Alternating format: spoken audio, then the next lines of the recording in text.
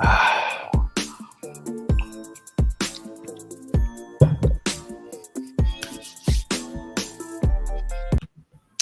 hello everybody. Nice to see you here.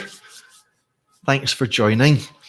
This is the second session that we've had on ChatGPT. I wonder if anyone's getting tired of it yet. That wouldn't be surprising, but I do think it's here to stay. I wonder what you think of that. Do me a favor, say hello in the chat just so I know you're there. Makes me feel less lonely, you know. Hello, Sunny, coming in from Uruguay there. Hello, Sunny. And Meg and Blanca and Andrea, and on your mobile, Sunny. That's fine, absolutely perfect, no problem at all. Yes, so I'm in Barcelona. You can hear the sirens and the busy street, which is called Parallel. Somebody asked me, they said, Jamie, how do you always have such a tidy flat? And it's nice to be called tidy. But what you're seeing here is just a very small part of the flat. You have to understand. What I can see in front of me is a bit of a different, something different altogether. I mean, yeah. Don't be fooled by that square meter that a man will show you behind him. Yes. What did you? Oh, I should say, by the way, if you're not watching this live, hello. I hope you're having a nice day in the future. So. This is all about ChatGPT. 2 weeks ago, we went live and we looked at the basics. What can it do? That sort of thing.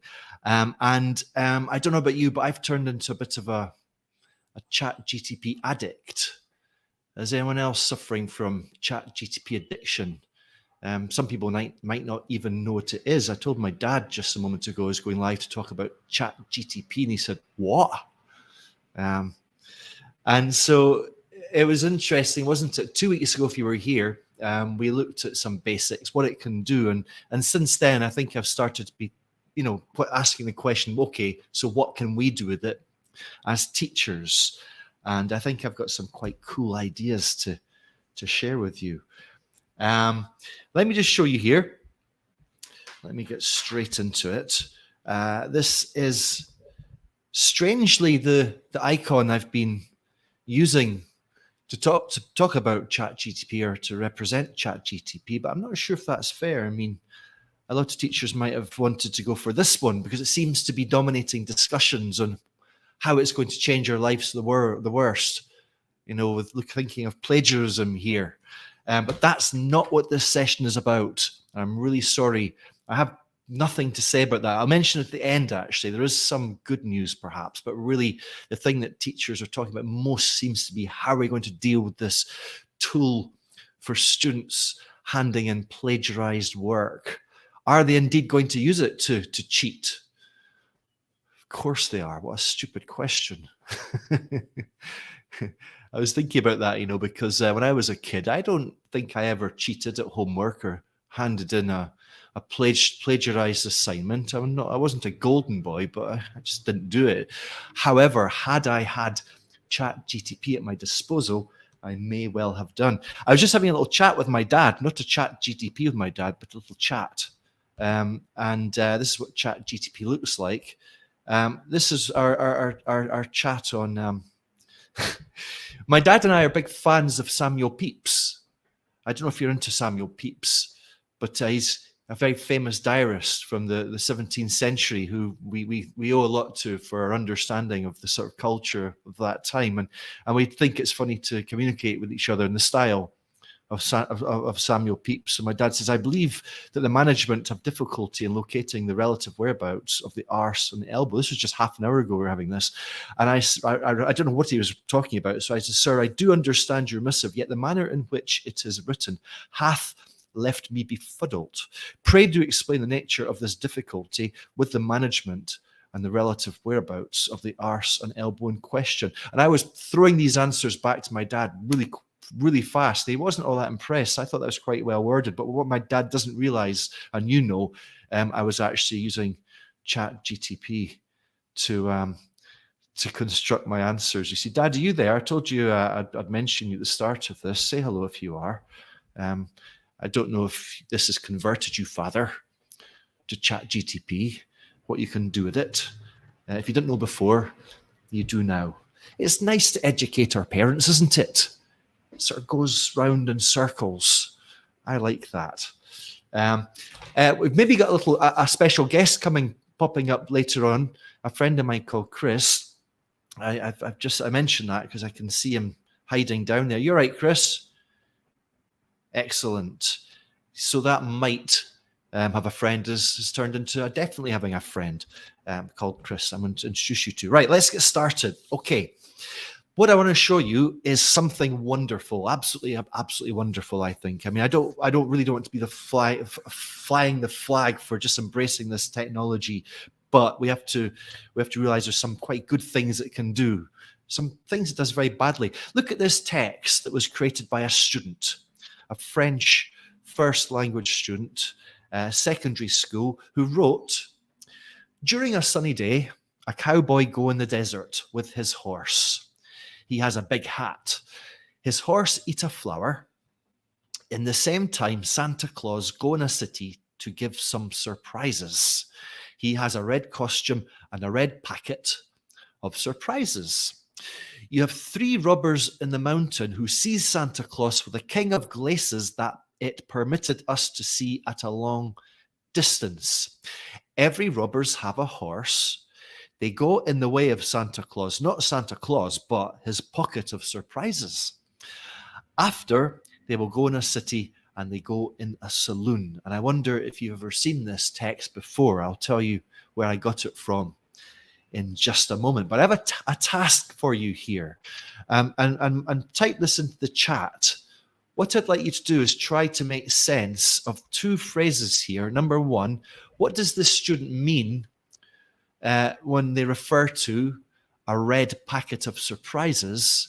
And what do you think this student is referring to when he or she says a king of glaces that it permitted us to see at a long distance? What do you think? Type that into your chat. It's a good time to point out that there's a 10-second delay between you hearing me.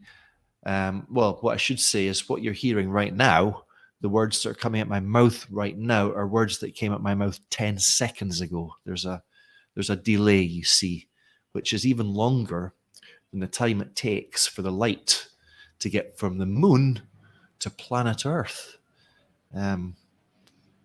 Make of that what you will. So okay. So Janice and Sunny.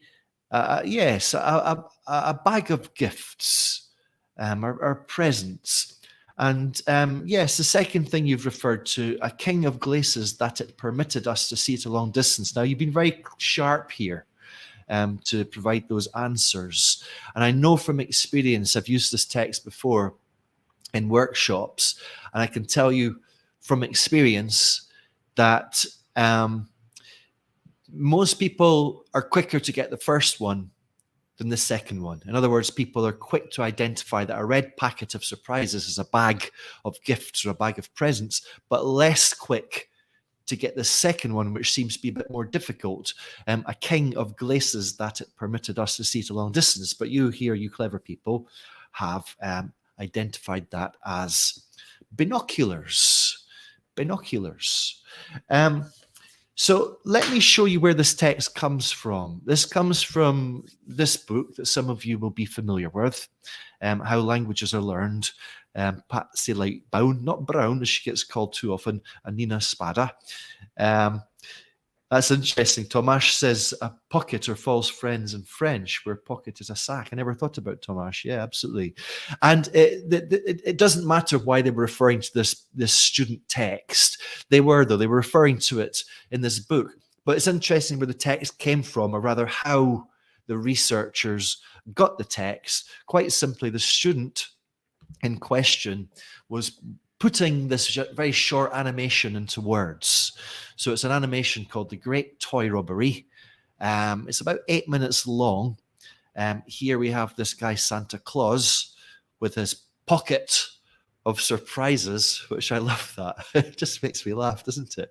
A pocket of surprises. Hooray, he's brought a pocket of surprises. And here are the baddies, the bad boys.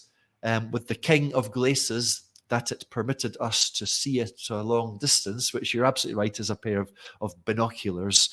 And it's a hold up. How naughty, no?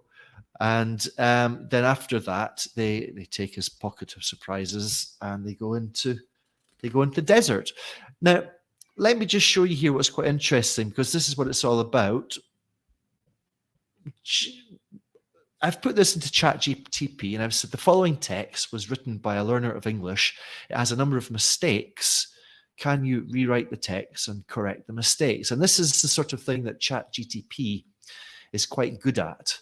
I'll show you in just a minute. It's worth pointing out, I think, that one of the attractions or reasons for using a video like that and getting students to write about it, and this goes for also examinations where students are required to write about an image, one of the reasons for doing that is we're starting with the meaning.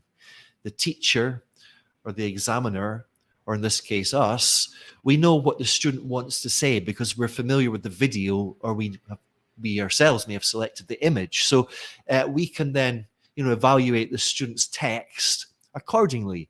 And that's why I knew, I don't think I would have got it myself, the binoculars. I think I had to watch the video to identify that a king of glaces, that it permitted us to see it a long distance. I had to watch the video to go, it was a pair of binoculars. On the other hand, I was able to kind of guess that a red pocket of surprises meant a sack of gifts before having seen it.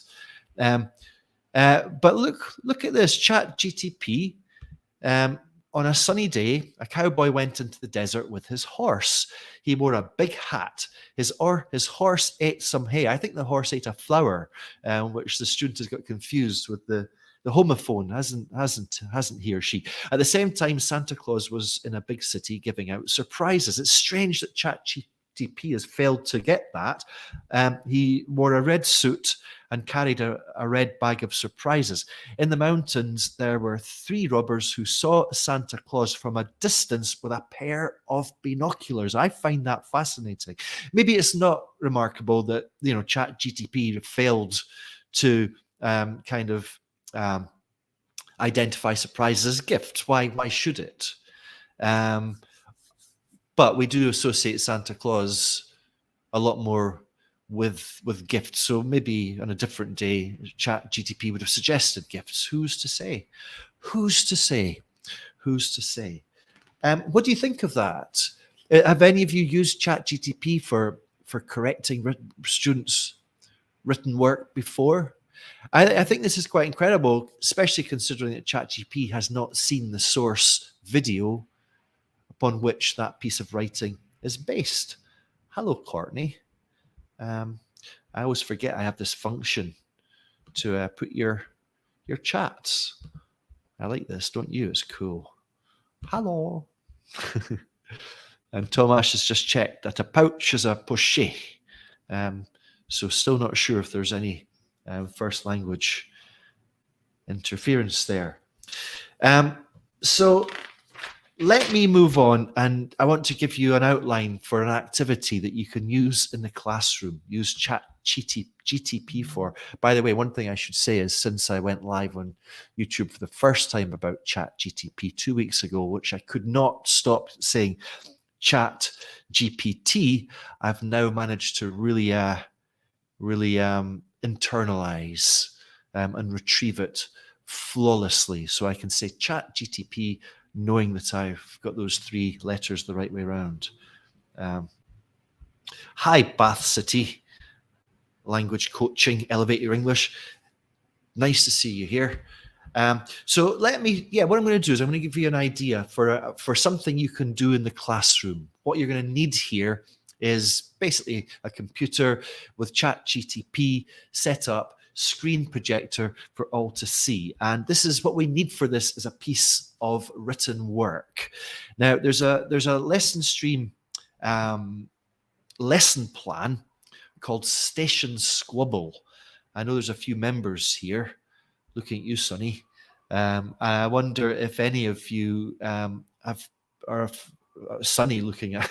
Are you familiar with this lesson plan? It makes use of a fantastic image. I mean, I absolutely love this image. It's an image, it's a photograph. Its title is Station Squabble. And you may remember this from last year or 2020, I think. Have you seen this before? Have you seen this picture? But isn't it just gorgeous? And I don't know if gorgeous is the right word. It's actually quite brutal in some ways. It's not the sort of thing you'd expect from a wildlife photograph, is it?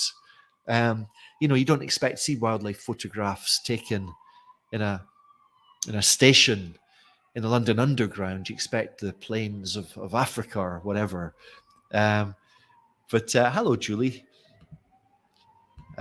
Have you seen this picture, Julie? Because you're in the LessonStream membership, and so what we've got here is this is a great picture. I mean, I would say this is an image with a strong narrative. There's a story, in other words, and as I mentioned, I mean, how many of us can say that we have taken photographs that have their own Wikipedia entries? I know I can't. This was two mice. Let's see. Yes, it won the Wildlife Photographer of the Year People's Choice Award in what's the year? I think it's 2020. That's right. Two mice which had been foraging separately on a platform in the London Underground are depicted fighting over a crumb that they'd found simultaneously.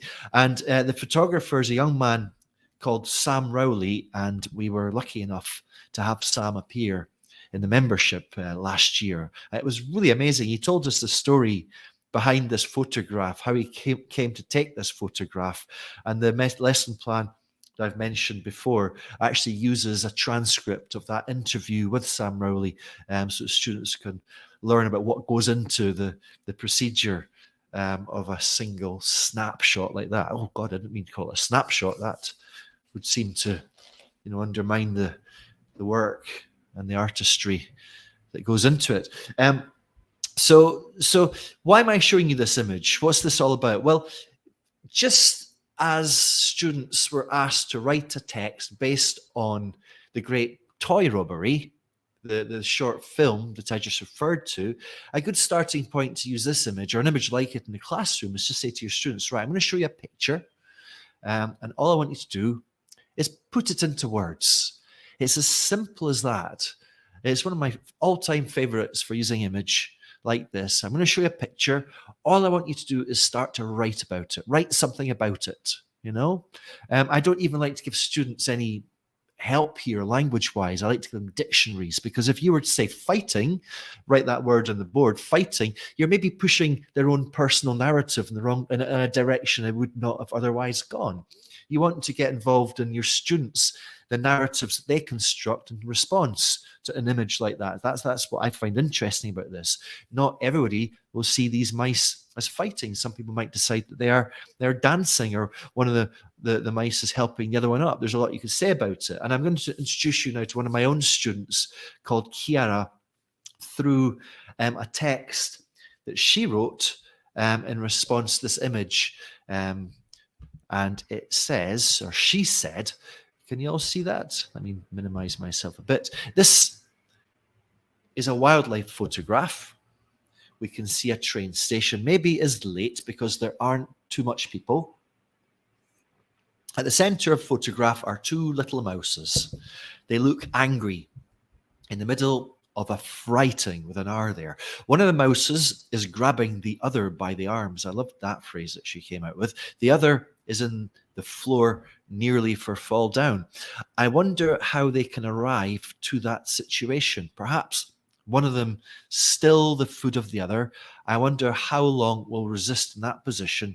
Maybe the mouse nearly to the floor will slip with its tail. So you've done that task with your students. They've all written something, created a text based on the image that they've seen. And then something you've probably done is a sort of communal feedback.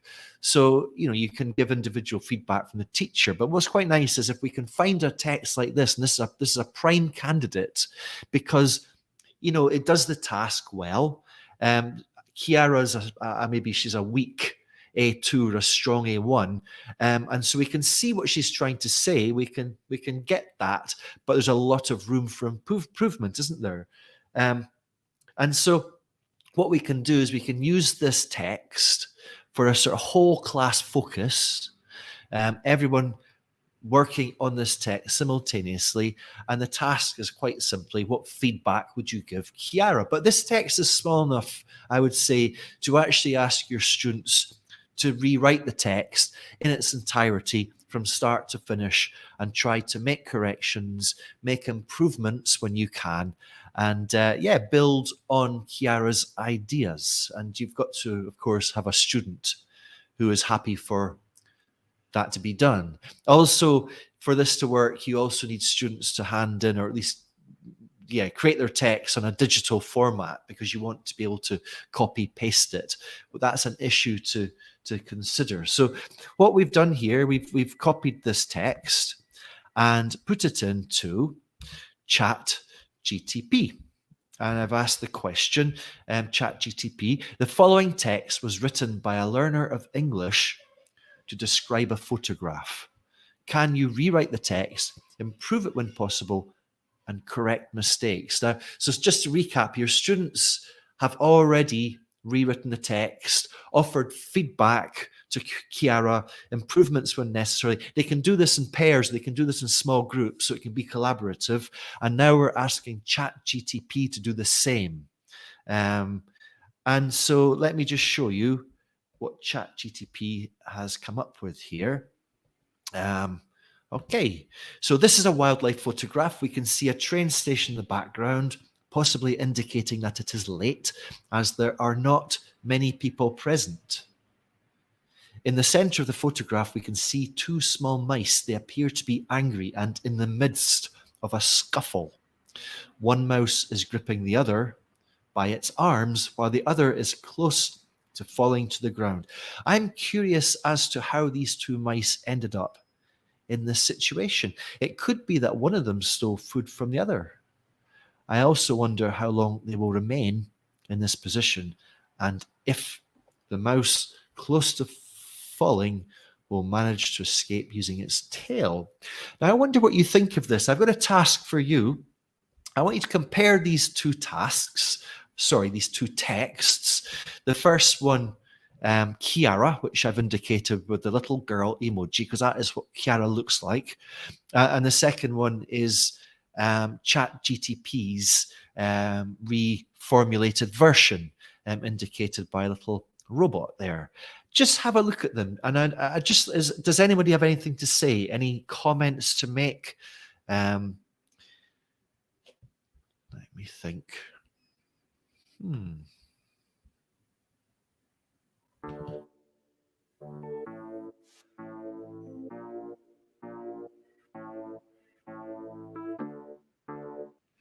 That was my thinking music.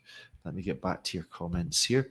So Alexandra thought that there was something very nefarious going on with these little mice. Hello there, Eka. And hello there, Doris. Nice to see you here. So what do you think? Anything to say? That's a good point, Courtney. I've got three things that I'd like to say, and that's the first thing. It's a lovely phrase, isn't it? In a written register, in the midst of a scuffle, is rather poetic, isn't it? But midst and scuffle, both of those words are off the charts on the CEFR. The descriptors, they are beyond C2, and we're working here with some B1, A2, A1 students, and so it's not exactly going to be the best idea to introduce them to language like that, is it? Sorry, I think I got confused. You said in the midst of a scuffle. That's absolutely yes. And I mentioned the similar with this phrase. I am curious as to know, which is quite idiomatic, isn't it? And so I would think that the feedback that we could give to Kiara and other students who are looking at this, well, okay, this is what ChatGPT is going to give back, perhaps.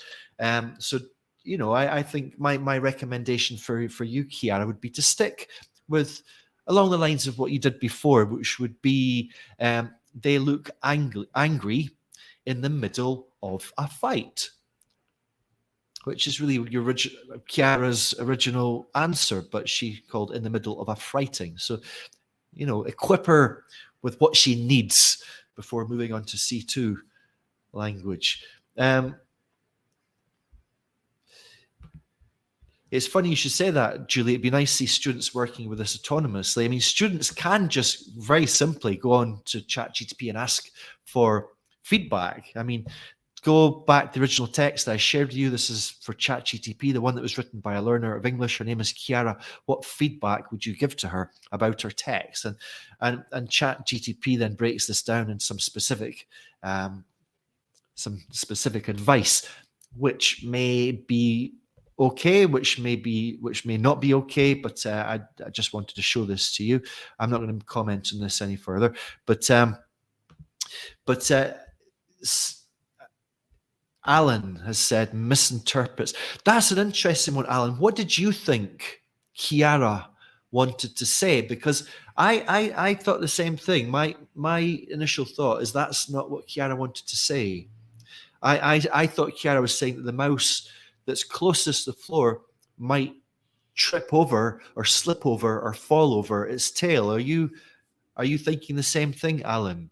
Because that's certainly I was wondering.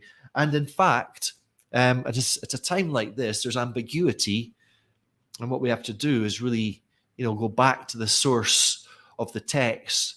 In this case, Kiara, and ask her. And that's exactly what I did. I phoned her up. She thought, "Why are you phoning me up, Jamie? Crazy." And I asked her the question, and we established that she wanted to say that the mouse near the ground might slip, fall over, and land at its tail. So this is a case of, you. That's how you interpret it too, Alan. This is a case of human 1, ChatGPT 0. Karina says that it lacks the charm of the original version. It does, doesn't it?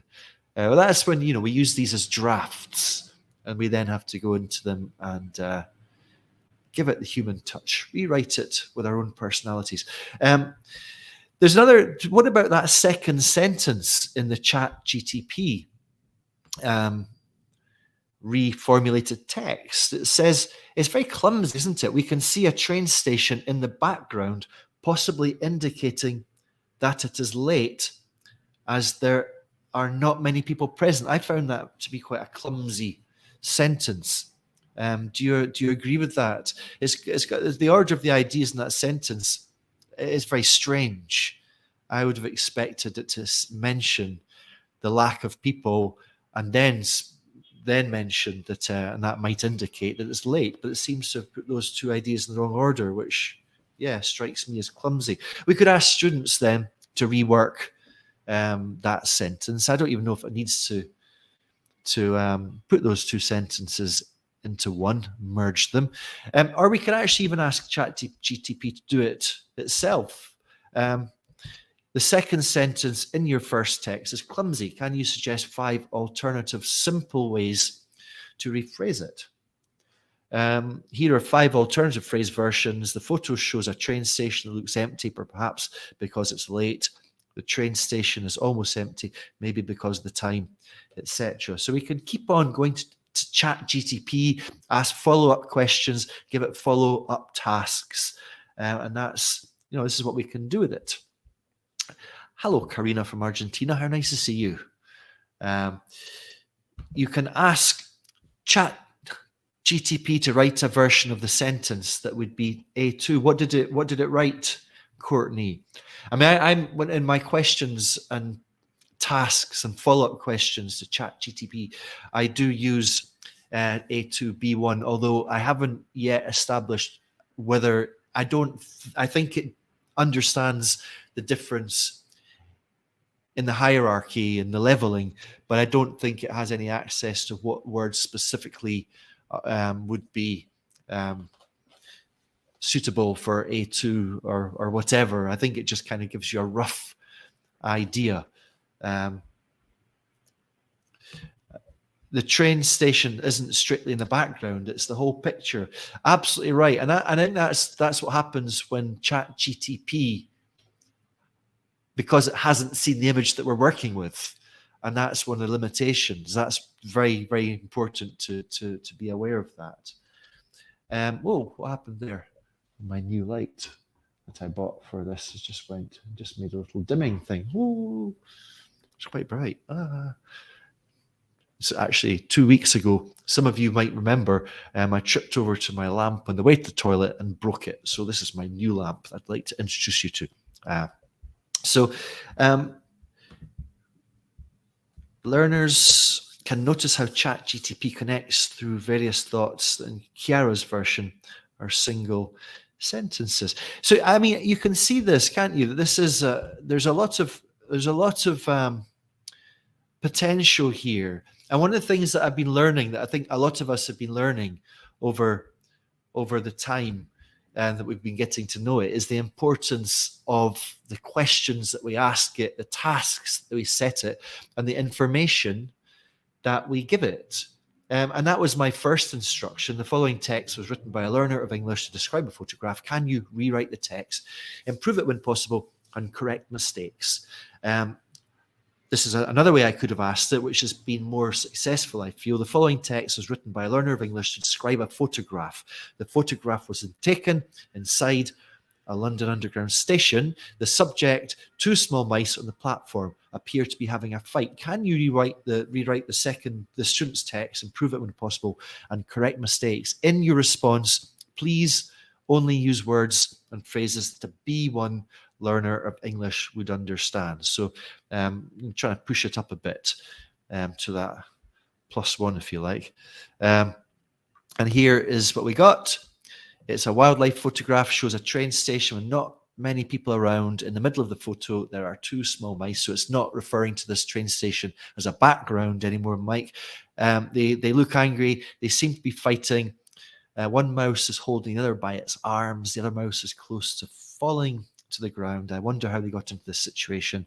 Maybe one of them took the other's food. And that last sentence, I wonder how long they will stay in this position. Maybe the mouse close to the ground will slip with its tail, which is, again, it's not quite got that, has it?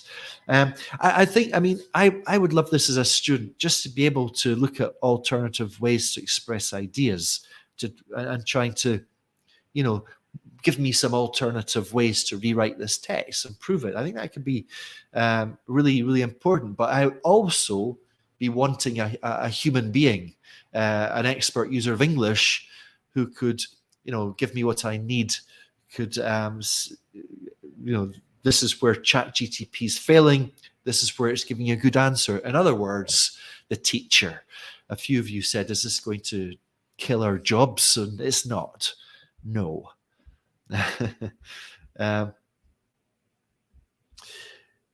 Yes, that's something I've done. I think we looked at this last time, Alan. We asked if you can write it for a 12-year-old, explain a complicated concept as if you're talking to a child, is something we can do. Just as I got it to write my responses to my father in the style of Samuel Pepys, or Samuel Pepys, as I used to call him. Right, okay. That's part one. That's using ChatGPT for feedback on students' work. And it's nice to use it as a sort of tool for collaboration, all eyes on one text, using ChatGPT as a tool, but being, critical about it, not just taking those answers for what they are. So part two, and we're going to move on to a heartwarming story. And if you got my LessonStream post yesterday, you'll be familiar with this story. It's a very beautiful story. It's going to bring a tear to many eyes tonight. I warn you. So I do hope you've got your handkerchiefs. It's a story about a young girl and her pet monkey. And let me read this story to you. Are you ready? Okay. Once upon a time, in a small jungle village, there lived a girl named Sarah. She had a pet monkey named Max, who she loved very much. Max was a mischievous monkey, always getting into trouble and causing chaos in the village. One day, Sarah was sitting in her backyard enjoying a snack of peanuts.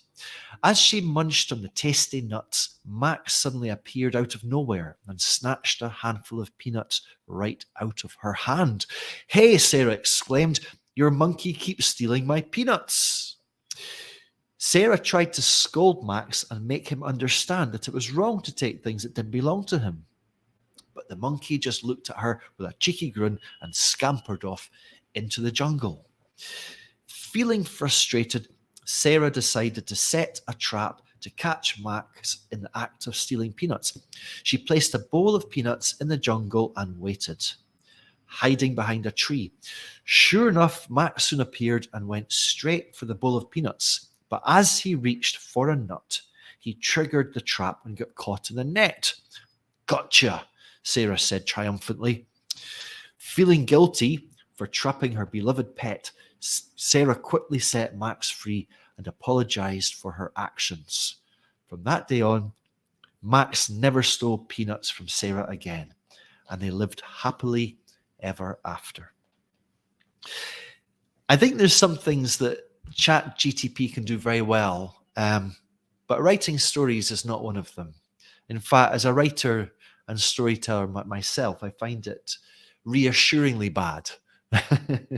I'm happy that ChatGPT sucks at telling stories.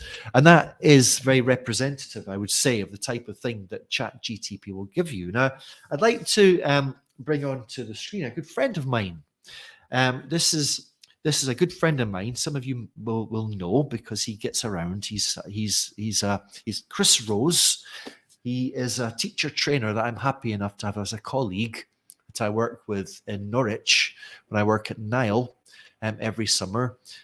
We both do courses, and he's also a fantastic author. Two of his books here that I very much recommend. And Chris is he's got a PhD or something like that in literature and creative writing, and he's a lecturer. He's lectured at Birmingham University. I'm not going to keep on going, but I think if there's one person that could offer us a sort of evaluation or an analysis of this story that ChatGPT has created, it's my friend Chris. What do you think about that, Chris? Well, thank you for inviting me, Jamie, and thank you for asking me to give my my reflections on this piece. I found it quite a challenge, to be honest, because you kind of sprung this on me. I haven't had a long time to think about it, and if I had had more time to think about it, I could perhaps give a more considered response. But almost off the top of my head, having had a brief amount of time to look at this story and to consider it, well, as you said, I mean, there are many different ways and different aspects we can look at this piece of writing, this text, and one of them, I am assuming you asked me because I do have as Jamie said, I do have a PhD in stories. I am a doctor of stories. So looking at it kind of from that aspect, we could look at this story and we could take into mind it's analyzing it from a point of view of how a narratologist might look at it, and if you look at it, it certainly does have certain points of contact with Vladimir Prop's work, The Morphology of the Folk Tale, which some of you might know, in which Vladimir Prop was a Russian theorist about 100 years ago, a bit less, and he wanted to work out what connected all folk tales. So he defined a certain number of I can't remember what he called them, events. I think they were things that happen in all stories. Things like a meeting with a stranger, a decision is made. These nodes of a story, and in some of those you can see some of Prop's elements in there. There's the friendship, which is trouble. There is a sense of retribution at some point.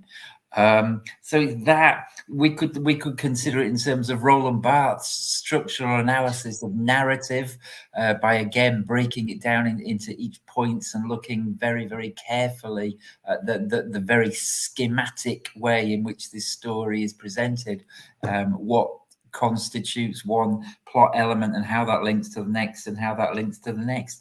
We could consider it in terms of Gérard Genet's questions of narrative time, the difference between narrative time and discourse time. Certainly those two things are present in this story. We could perhaps more successfully go all the way back to where narrative theory, at least in the Western tradition, begins, which is with Aristotle, from Aristotle's Poetics, what has become to be known as the three-act structure: the setup, the complication, the resolution, each involving rising action and falling action. And there is kind of a three-act structure here. We've got the stable situation of there's this girl happy with a pet monkey, and then something happens to upset that situation. And then in the third act, we have a re-establishment of a new kind of equilibrium. All those things, all those theoretical aspects of narrative certainly are present in this text.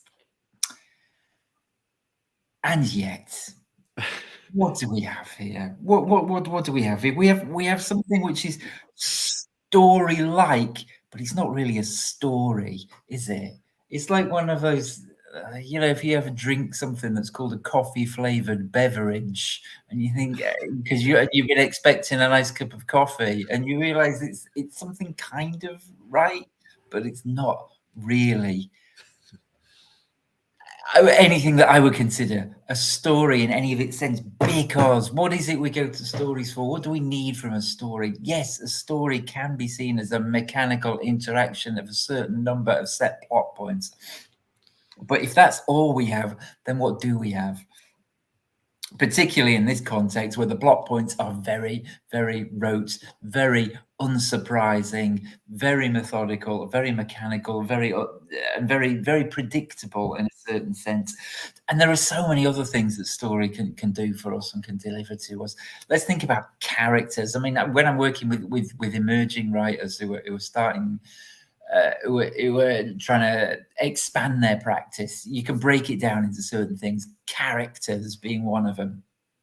One of the reasons we look at stories is to know about characters, to learn about other people, to find out about what ourselves, to think about extraordinary situations. And yes, certainly it's important that we have an idea of what E.M. Forster in his book Aspects of the Novel calls flat and round characters. There are flat characters who are very simple characters who just do one thing, just have one function in a story. And these are often contrasted with rounded characters who are shown to us in all their psychological depth. You can certainly tell a story, and a great story, by just having flat characters, which is certainly what we have here. These are flat characters. We know nothing about these people. Well, these people, we know a girl named Sarah. We don't know how old she is. We don't know anything about her background. She has no psychological interiority here, other than she feels guilty towards the end. Okay. Then we have Max, the other one. We know he's a monkey. We know he's mischievous.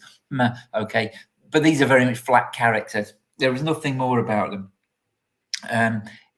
There would be a chance of thinking about what you just told to us, Jamie. You can see how you might be able to expand on these characters, but you would need to do quite a lot of work, I think. Thinking also about Scott Fitzgerald's famous quotation that character is plot is character. For Fitzgerald, the American writer, you know, Great Gatsby, all that, everything, every kind of plot, every kind of story comes from character. And for him, it was finding your characters, what motivates them, what they're afraid of, what do they love. If you have a great character, you will have a great story. None of that here. There's not much story going to come out of these characters. Let's think about setting, which is another thing that's important in a story, or one of the great things that story can give us. Stories offer us the opportunities to visit other worlds very easily, to live in other worlds, this sense of an atmosphere, a place you want to be, somewhere where you want to spend time. Here, what do we have? A small jungle village. which is telling us nothing. We get no sense of how these characters, these people, or these animals might be related to their environment, how their environment shaped them, what they might be able to do to change it. We get no sense of the world building that goes around it, which great stories can offer us. That ability to spend time or to be in another world, in another place, to understand the sensations that another person might be feeling.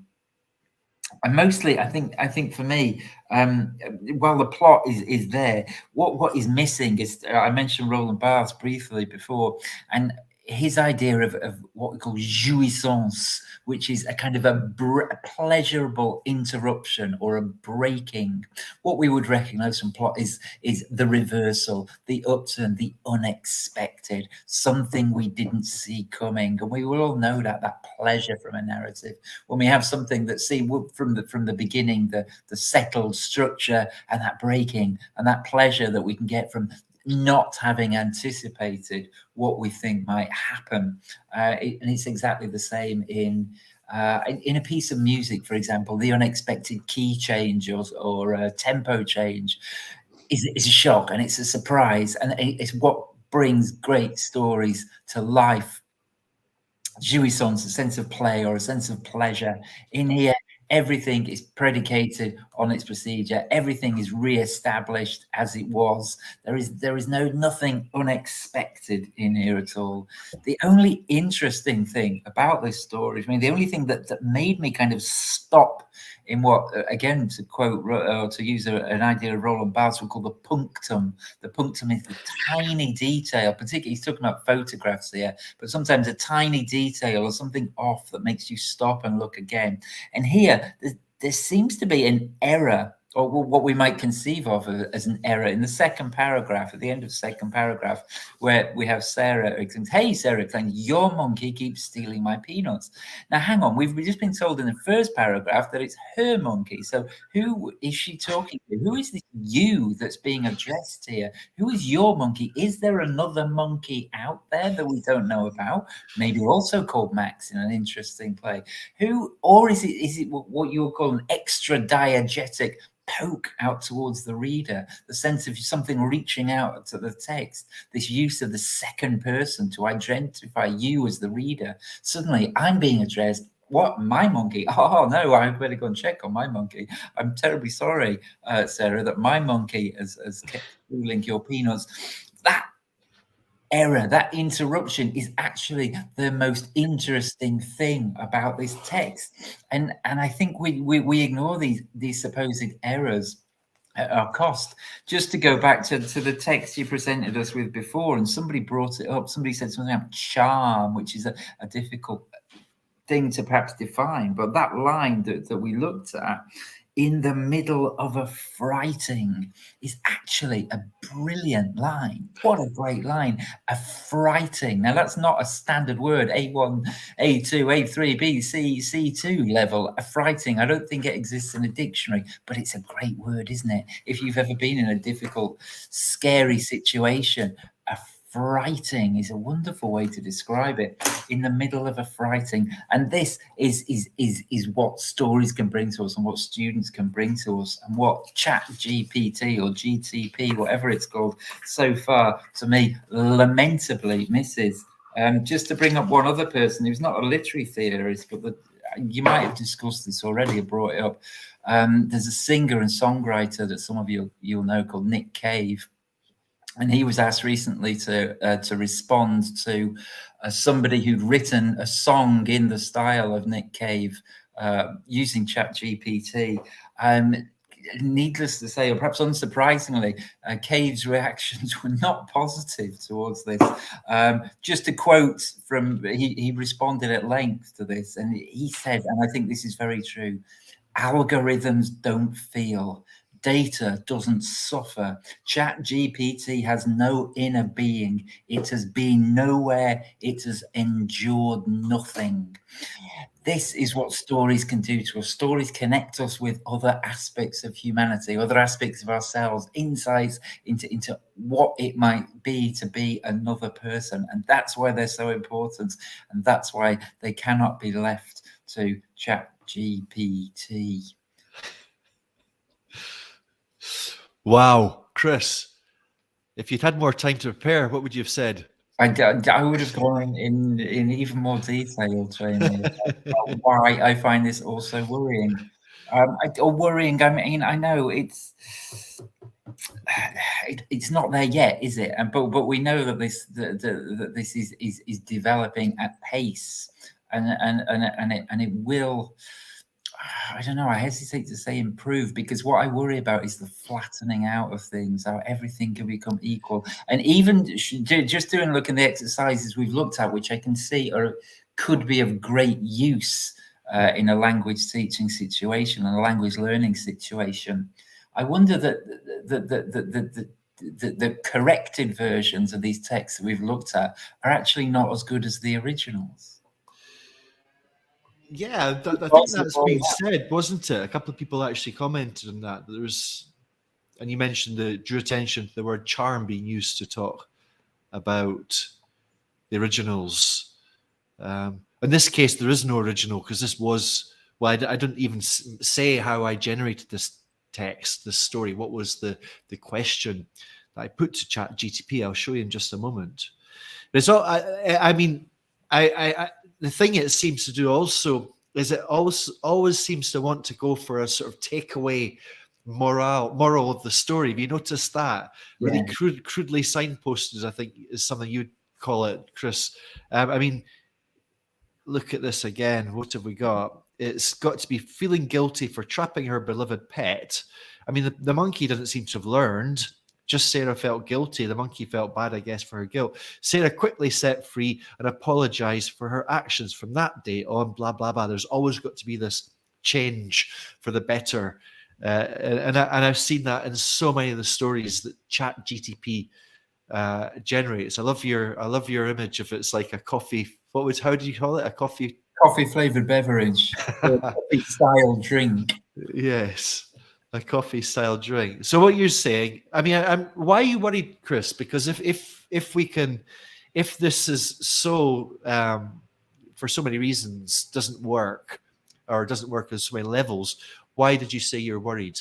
Is it because of how human beings are going to maybe start to accept it as what we put out there, what we consume?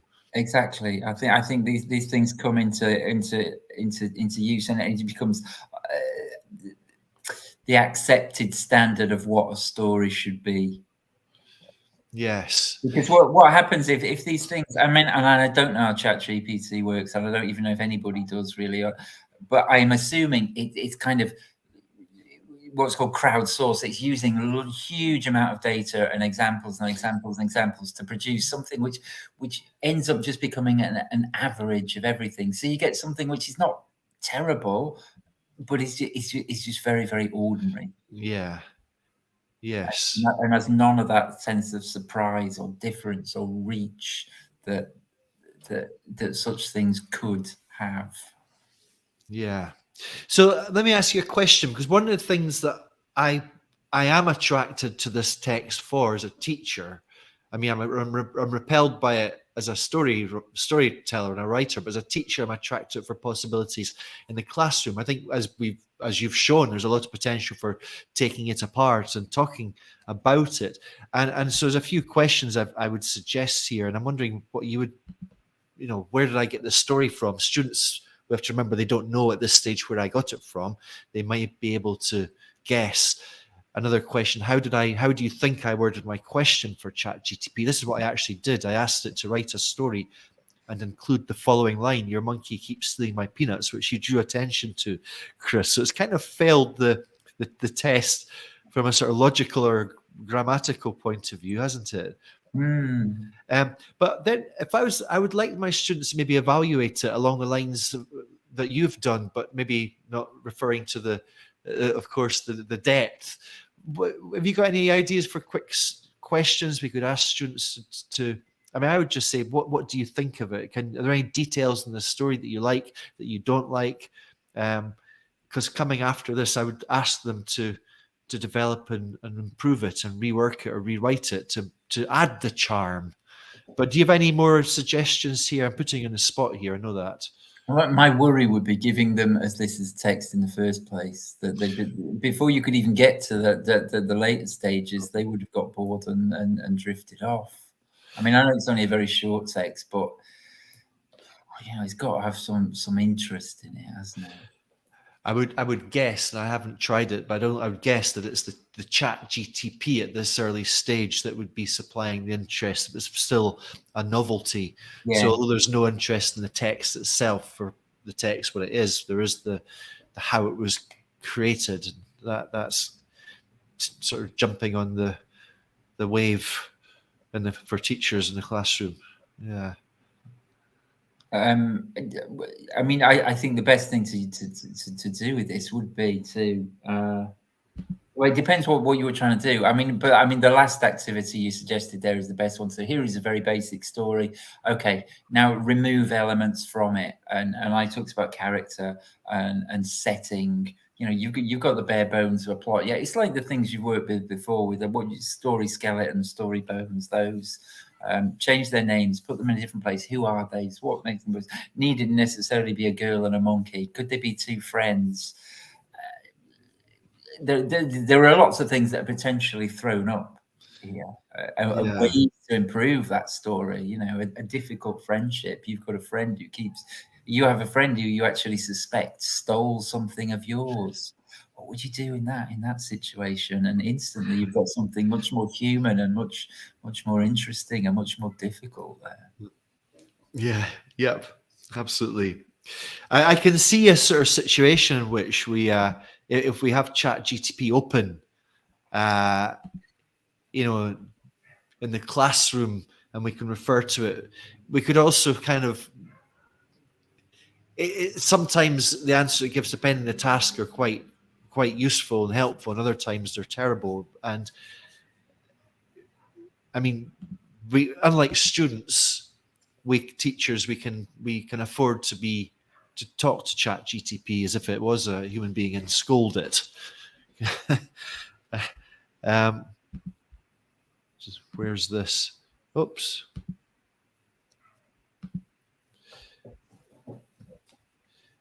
So that's what I did. I did take ChatGPT to task here, and that's the response that one would expect. So yeah, I think we can do that. Yeah. Chris, that was really good. I knew you would have some very, very profound and interesting things to say about this. Well, I tried my best, Bernie. I'm only as good as the material I get given.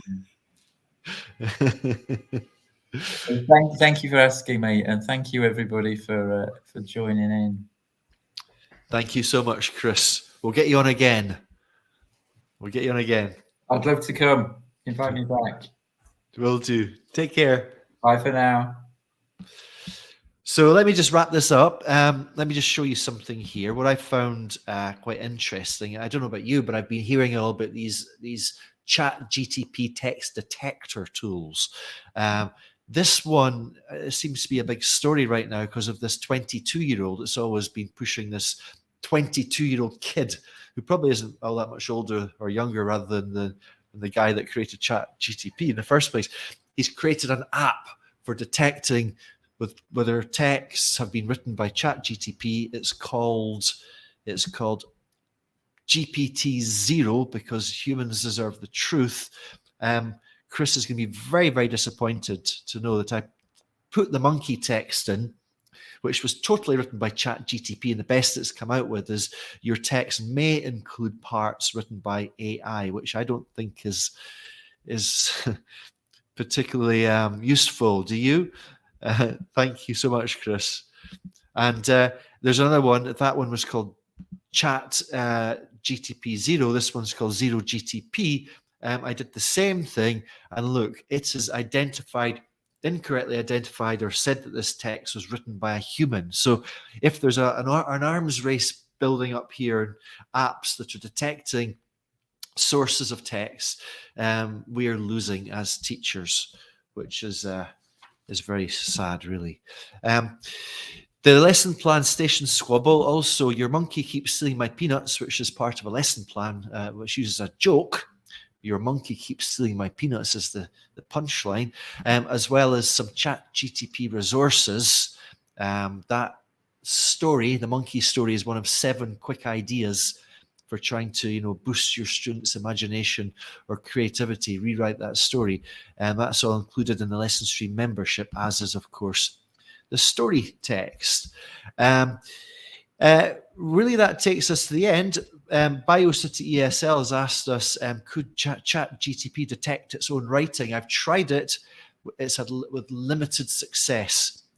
Put in a text into ChatGPT, ask it if it wrote it, and I've tried it a few times, and it's been very inconclusive. Kay Smith says, thank you, Dr. Rose, for your insight on this, and Jamie for the ideas. Thank you very much, Kay Smith. It's been a pleasure. And Karina sends a little wave. A little wave. So I think that's everything. And to you, thank you so much for spending this hour with us. It's always a pleasure. I'll be doing another one next week, I think. I've got some quite cool streams coming up, LessonStream lives coming up. So, look, there's my friend, John. Hello, John. John the Grammar Man. And Andrea. Hello, Andrea. Nice to see you here. So thank you so much to all of you. Enjoy the rest of your Thursday. If you're going to have dinner now, enjoy your meal. And that's what I'm going to do. So I'll see you the next LessonStream Live next Thursday, probably at 6 o'clock, same time as this one. I'll let you know. Sign up for the newsletter below, the LessonStream post. All right. Thank you all so much. Been a big pleasure here. Bye-bye now.